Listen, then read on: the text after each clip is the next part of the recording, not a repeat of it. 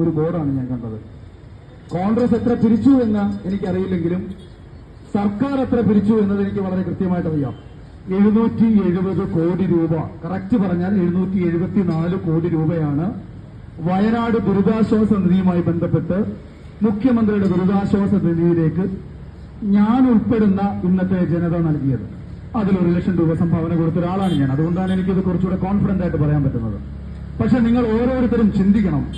നിങ്ങൾ ഓരോരുത്തരും സ്വയം വീട് വെച്ചിട്ടുള്ളവരാണ്. നിങ്ങളുടെ സുഹൃത്തുക്കളിൽ ആരെങ്കിലും വീട് വെച്ച് കൊടുത്തിട്ടുള്ളവരാണ്.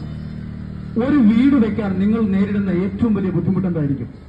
നിങ്ങളുടെ കയ്യിൽ പണത്തിന്റെ ലഭ്യത കുറവായിരിക്കും. ഒരു വീട് സമയബന്ധിതമായി പൂർത്തിയാക്കാൻ നിങ്ങൾ അനുഭവിക്കുന്ന ഏറ്റവും വലിയ ബുദ്ധിമുട്ടെന്ന് പറയുന്നത്. കയ്യിൽ പണമുണ്ടെന്നുണ്ടെങ്കിൽ കൃത്യസമയത്ത് തന്നെ വീട് വെക്കാൻ ഓരോ വ്യക്തിക്കും കഴിയും, ഏത് പ്രസ്ഥാനത്തിനും കഴിയും.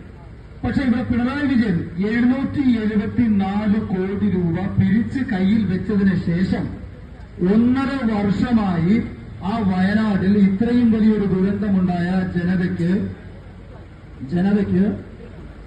ഇതുവരെയും കയറിക്കിടക്കാനുള്ള അവസ്ഥ ഉണ്ടാക്കി കൊടുത്തില്ല എന്ന പരമമായ യാഥാർത്ഥ്യം നിങ്ങൾ തിരിച്ചറിയണം. തെരഞ്ഞെടുപ്പിന് തൊട്ടു മുമ്പ് നിങ്ങളെ എല്ലാവരെയും കാണിച്ചുകൊണ്ട് ഒരു ഉദ്ഘാടനം നടത്തി. പൊതുവെ അങ്ങനെയാണ്, തെരഞ്ഞെടുപ്പിന് തൊട്ടു മുമ്പാണ് ഈ പരിപാടികളെല്ലാം നടക്കുന്നത്. പക്ഷേ എന്നാൽ കയറിക്കിടക്കാനുള്ള ഇതെങ്കിലും കൊടുത്തു.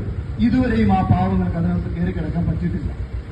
അപ്പൊ 774 കോടി രൂപ പിരിച്ചു വെച്ച് 1.5 വർഷം എടുത്തിട്ടും അവിടുത്തെ ജനതയുടെ ദുരിതം വിറ്റ് വോട്ടാക്കാൻ വേണ്ടിയാണോ മിസ്റ്റർ പിണറായി വിജയൻ പ്രളയ സമയത്ത് ചെയ്ത അതേ പണി, കോവിഡ് സമയത്ത് ചെയ്ത അതേ പണി, ദുരന്തങ്ങൾ ഓരോന്നും വിറ്റ്, പാവപ്പെട്ടവന്റെ കണ്ണീർ ഓരോന്നും വിറ്റ് സർക്കാരിന് നിലനിൽക്കാനുള്ള അവസരമാക്കി മാറ്റുന്നതാണോ ഭരണം?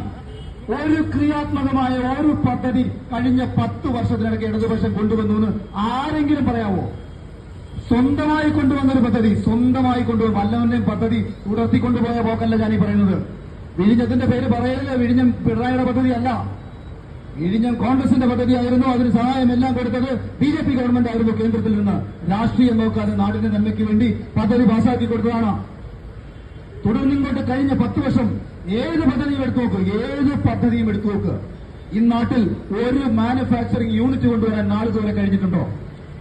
ഇവിടെ നിന്നും അമേരിക്കയിലേക്ക് ഏറ്റവും കൂടുതൽ കയറ്റുമതി ചെയ്യപ്പെടുന്ന തുണി ഉൽപ്പന്നങ്ങൾ